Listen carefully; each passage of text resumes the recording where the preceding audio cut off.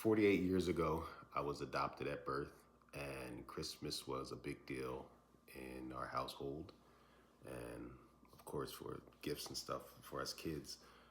But also, my parents enjoyed entertaining, and one thing my mother was excellent at was cooking, and she was pretty well known for her peach cobbler, and she uh, she would get requests a lot for people to make peach cobbler for him on several occasions, probably more than several occasions. She was paid to make her peach cobbler because people wanted it for their dinners or whatever events they were having. So she was really good at making peach cobbler. And I enjoyed it too, but my favorite thing that she made was macaroni and cheese, baked macaroni and cheese. And as a kid, you know, whether it's Thanksgiving or Christmas or whatever, or whatever kind of event we were having, you could put all these different things on my plate. But if my mom's baked macaroni and cheese was on the plate, that's probably the only thing I was going to eat. And I have a 6-year-old, and this past Christmas, that's the only thing he ate off of his plate, and it reminded me so much of me. Um, all these other things on the plate, and all he ate was the macaroni and cheese, and I did the same kind of things. Um, but this past Christmas, so I decided I was going to make macaroni and cheese, bake macaroni and cheese, and so it was 2 days before Christmas, and I was headed out because I had to go to 2 job sites. So I get to the one job site, and everything's pretty good. I get to the second job site, there's a few issues. So we work through those issues, and I leave the job site, which is about 30 minutes from the grocery store. So I leave there, I head to the grocery store. By the time I get to the grocery store, if any of you have ever been grocery shopping during that week of Christmas, it's ridiculous. So I get to the grocery store and there are no parking spots. And I said, I don't want to be in the grocery store when there's no parking spots outside, which means that every aisle is filled. So I I got back in my truck and I headed back home, and I thought to myself, I'll just get up Christmas Eve really early. I know Giant Food stores opens at 6 a.m. I'll just get up early and I'll get there around 6 a.m. So I go home and I do whatever, set an alarm, wake up really early, go to the grocery store, get there a little after 6. And I was right, it was pretty clear and not many people there at all.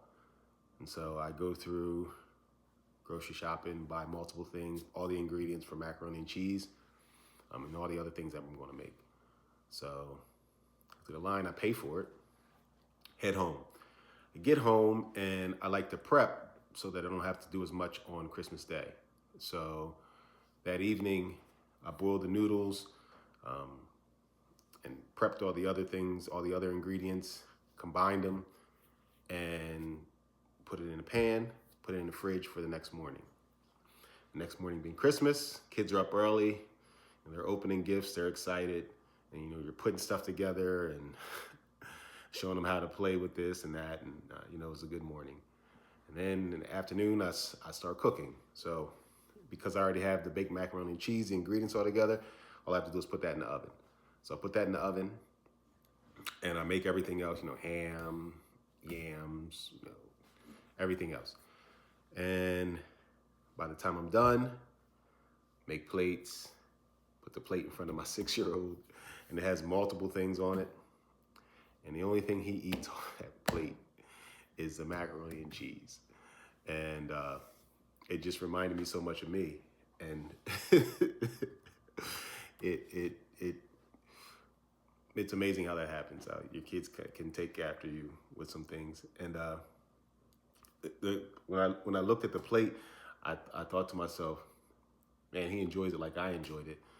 But something that my 6-year-old doesn't recognize at all is what it took for me to get that macaroni and cheese on that plate. I had all the intentions of going 2 days before Christmas, grab everything so I don't have to worry about the crowds. And then I have to worry about the crowds, and I have to call another play, and I have to adjust. And it reminded me of growing up and how many times my mom made macaroni and cheese. And I have no idea what it took for her to make that. I don't know if she ran into the same issues I ran into. I don't know.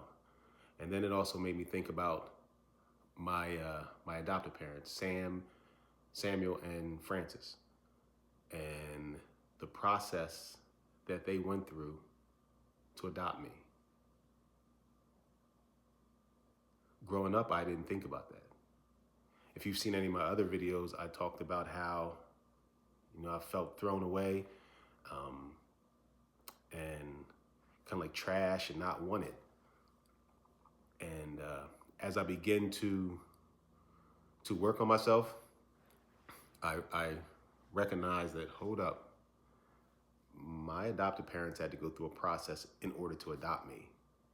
Like, it's not like they're handing out kids left and right. Like, there's a process. And currently there's 8 steps. I was adopted in 1976, so I don't know exactly how many steps there were, but I know currently there's an application you fill out, and they go through your finances and background checks and this and that. And so it's not like it's a simple process, like it just happens overnight. And my parents took the time to go through that. And then the other side of that is my biological parents had to go through a process also. First one was not aborting me. Secondly is contacting an adoption agency. And then I'm assuming there's an application process for that also. And then carrying me full term, like I mentioned before, doctor's appointments, changes in the body, giving birth, which is not easy. I commend every woman for doing that, for going through that. And so both my adopted parents and my biological parents went through this process, all to help this infant child who was helpless.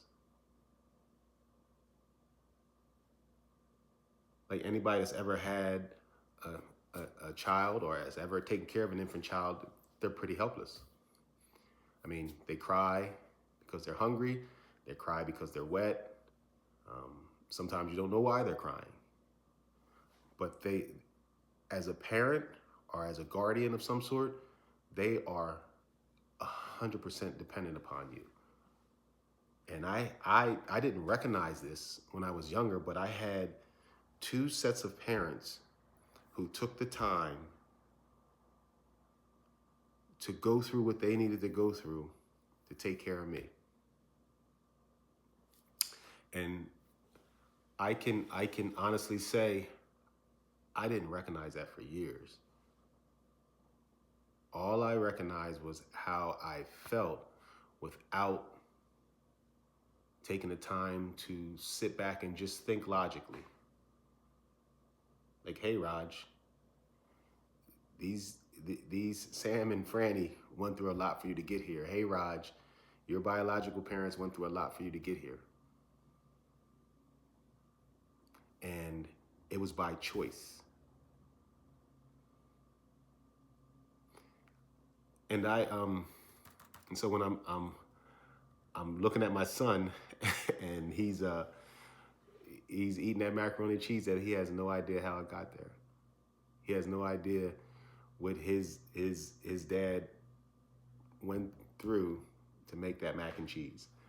And it's the same thing with being adopted. You have no idea. You have no idea what your biological parents went through. And I know sometimes for me, I'll speak for me, I know sometimes I was angry, but I have no idea what they went through. So my adopted parents are both deceased, and my biological parents are both deceased. And I mentioned in one of my previous videos that I've met my biological family and my siblings, and we've been talking. And so I'm sure eventually we'll share all kinds of stuff. But I don't know what their life was like in 1976. I have no idea what was going on.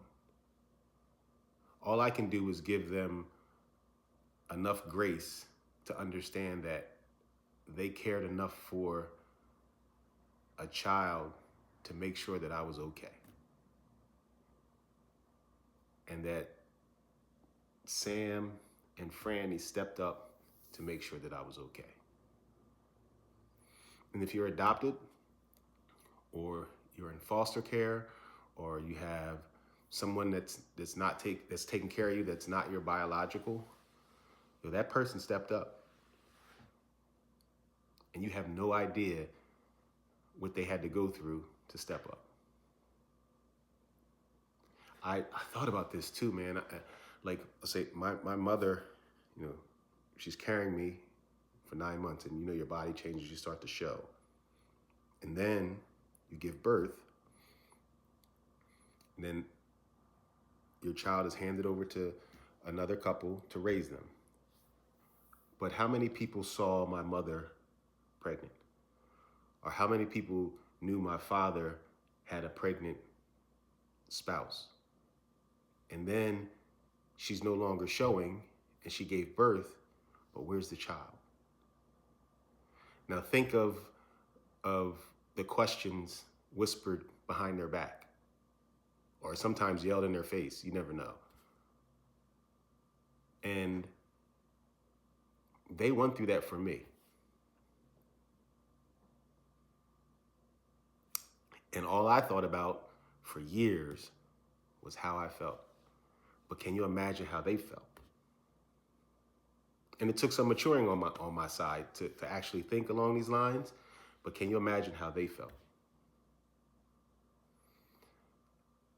They loved me enough to say, hey, he can have a better life with Samuel and Francis. And so if people are going to talk about us, that's okay. If people are going to have questions, that's okay.